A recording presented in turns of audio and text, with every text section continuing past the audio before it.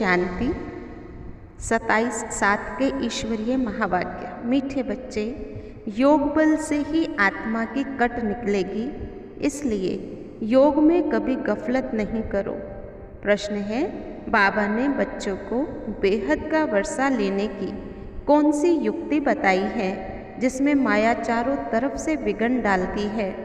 जवाब, बाबा ने युक्ति बताई, बच्चे तुम ब्रह्मा कुमार कुमारियाँ एक बाबा के बच्चे आपस में भाई बहन हो। तुम कभी क्रिमिनल असॉल्ट नहीं कर सकते, भाई बहन विकार में नहीं जा सकते। तुम्हें शिव बाबा की मत पर चलकर बेहद का वर्षा लेना है, परंतु माया कम नहीं है, चारों तरफ इसमें ही विघ्न डालती रहती है। हम भाई बहन हैं, एक बाप से वर्षा लेते हैं, ये भूल जाते हैं। गीत है, तुम्हें पाके हमने जहाँ पा लिया। ओम शांति। मेन पॉइंट्स हैं, आज बाबा ने समझाया हम रावण के श्राप से दुखी हुए हैं और वर अर्थात वरदान वर्षे से हम सुखी हुए हैं। ब्राह्मण बच्चे ही जानते हैं कि बेहद का निराकार बाबा प्रजापिता ब्रह्मा द्वारा हमारे को साकार पालना दे रहा है। बच्चे जानते हैं सारी निराकारी वर्ल्ड का बापू शिव बाबा है। बाबा ने ये भी कहा, शिव बाबा ने आकर के हमको अपना बनाया है, हमें वर्षा देने के लिए। बाबा ही सबका दुख हरता सुख करता है।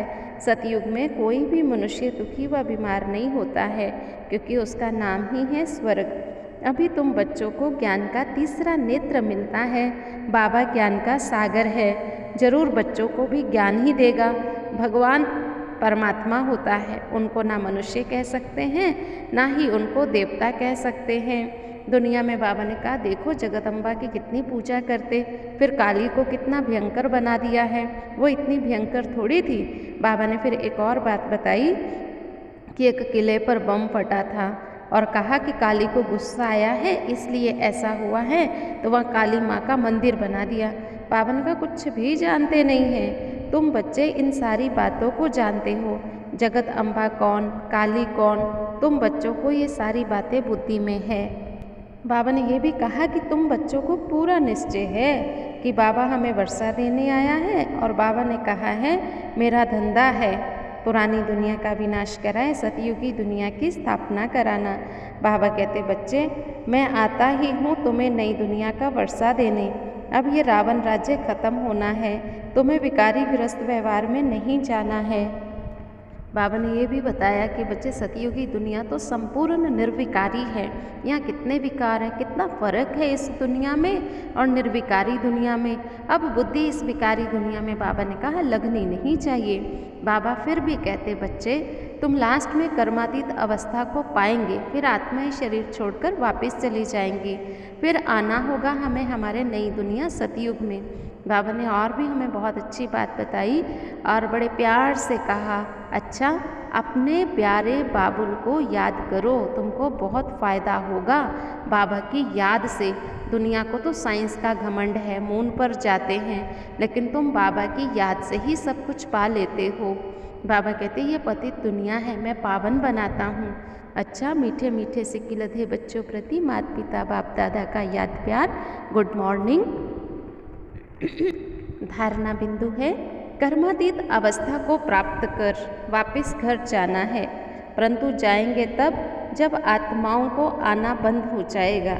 आत्माओं का आना बंद हो जाएगा। इस विस्तार को बुद्धि में रख, एक बाबुल को बड़े प्यार से याद करना है। ज्ञान की रोशनी मिली है, इसलिए निश्चय बुद्धिवन बाबा से पूरा वर्षा लेना है। कहाँ भी रहते याद के बल से आत्मा को तमो प्रधान से सतो प्रधान बनाने का पुरुषार्थ करना है। वरदान, अपनी संपूर्णता के आधार पर समय को समीप लाने वाले मास्टर रचयिता भव। समय आपकी रचना है, आप मास्टर रचयिता हो। रचयिता रचना के आधार पर नहीं होती, रचयिता रचना को अधीन करता। इसलिए ये कभी नहीं सोचो कि समय आप ही संपूर्ण बना देगा। बाबा ने कहा, आपको संपूर्ण बन समय को समीप लाना है। वैसे कोई भी विघ्न आता है समय पर मान जाएगा ज़रूर, लेकिन समय से पहले परिवर्तन शक्ति द्वारा उसे परिवर्तन कर दो तो उसकी प्राप्ति आपको हो जाएगी। समय के आधार पर परिवर्तन किया तो उसकी प्राप्ति आपको नहीं होगी। स्लोगन है, कर्म और योग का बैलेंस रखने वाले ही सच्चे कर्म योगी हैं।